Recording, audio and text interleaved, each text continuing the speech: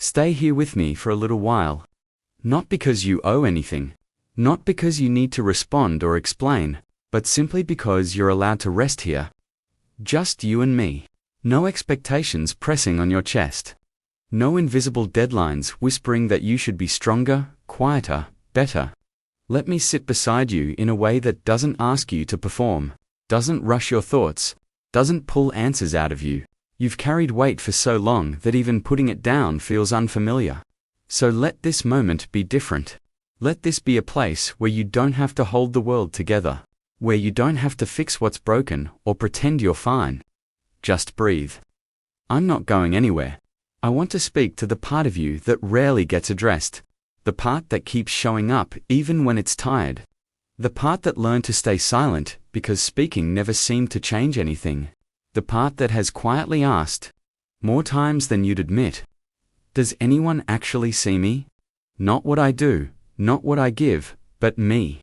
If that question has ever lived inside you, even briefly, then stay close. Because what I'm sharing isn't advice and it isn't instruction. It's not a lesson or a theory.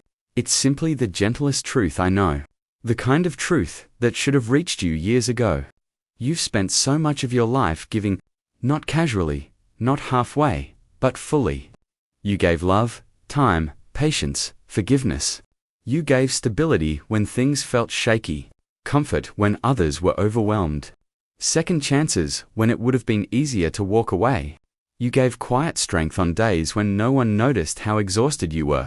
And somewhere along the way, almost without realizing it, you may have started believing that your value lived inside how much you could offer, how well you could support, how consistently you could hold everything together.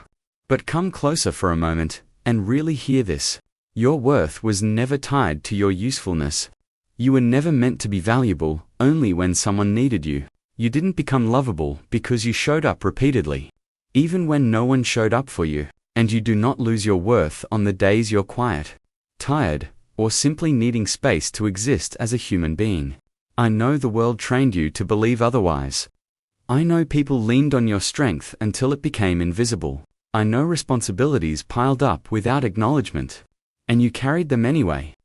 I know you learned, slowly and subtly, to measure yourself by output instead of presence. But not here. Not now. Not with me. Let that soften, even slightly.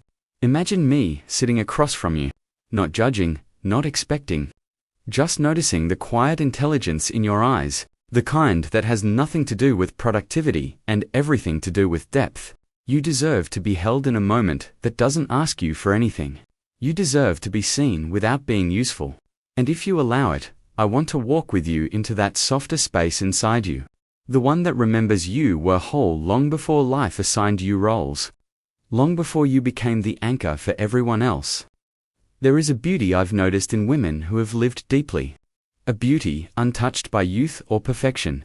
It's a beauty shaped by endurance, by wisdom gathered in silence, by strength discovered in moments when quitting felt easier than continuing.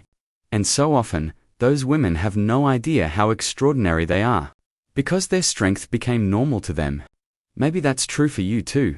Maybe you've been remarkable for so long that you stopped recognizing it. So let me say this gently, and let it land where it needs to land. You do not have to earn rest. You do not have to qualify for love. You do not have to prove your value by carrying more than one person ever should. You have already given more than enough. And beyond that, you are enough, exactly as you are. Not the version of you who keeps everything balanced, not the one who hides pain to protect others. Just you, breathing, existing, still standing after everything you've lived through. Stay here, because this matters. You are worthy, even when your hands are empty. You are worthy, even when you have nothing left to give. You are worthy on your strongest days and on the days you feel depleted. Receiving may feel unfamiliar, maybe even uncomfortable, but you are safe here. You don't have to smile through the ache. You don't have to be composed. You don't have to be strong in this space. Let yourself breathe. Let the noise blur for a moment. Let the quiet become a place where you no longer rush, no longer perform, no longer carry. Something important lives in that quiet. Something you've been separated from for too long. I want to acknowledge something that no one ever really asked you about. The exhaustion that comes not from lack of sleep, but from being emotionally responsible for everyone around you, from being the one who listens, reassures, absorbs, stabilizes. You've been that person so often that it became expected, and slowly, appreciation turned into assumption. Your giving became invisible because it was consistent. You didn't just give time, you gave parts of yourself. You didn't just show up. You set your own needs aside so others wouldn't feel alone. And eventually, giving stopped feeling like a choice and started feeling like identity. When that happens, it becomes easy to confuse worth with usefulness. To wonder who you are when you're not needed. But hear this truth clearly. Quiet pain is still pain. Quiet sacrifice is still sacrifice. Just because you handled it silently doesn't mean it didn't cost you something. And none of this makes you weak. It makes you profoundly human. Here, you don't need to minimize what you've carried. You don't need to pretend it didn't hurt. You don't need to hold yourself together one more time. Let yourself feel what it's like to be understood without having to explain. As you sit with this, something shifts. The part of you that has always given begins to imagine what it might feel like to receive, to rest without guilt, to be seen without performing, to soften instead of bracing. Somewhere along the way, in a life full of caring for others, you lost touch with the woman you were before the world demanded so much from you. She's still there.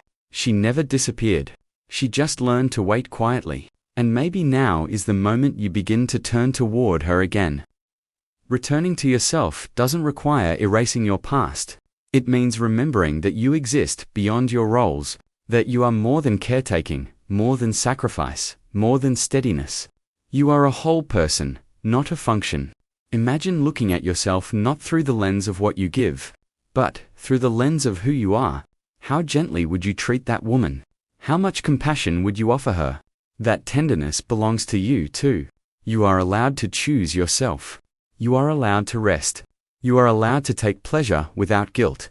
You are allowed to say no when your heart is tired. These are not acts of selfishness. They are acts of return. Healing does not arrive loudly. It comes in moments like this, when you stop arguing with your worth, when you let yourself be held by gentleness instead of expectation. You don't owe the next moment anything.